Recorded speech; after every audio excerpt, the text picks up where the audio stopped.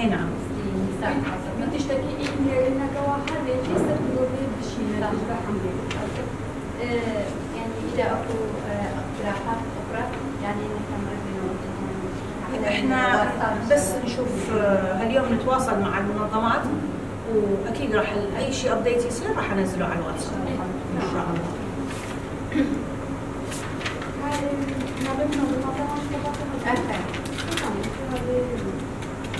ان شاء الله انا هاليوم من هاليوم راح بس تصلني يعني على جروب اكتب الدعوه، ابلغ المنظمات اللي عندها يعني النساء. مثلا بعد ما عطوا هاي القرار شفنا انه الوقفات اللي صارت حتى ساحات التحرير وفي المناطق، نحن ايضا بسنجار عطينا بيان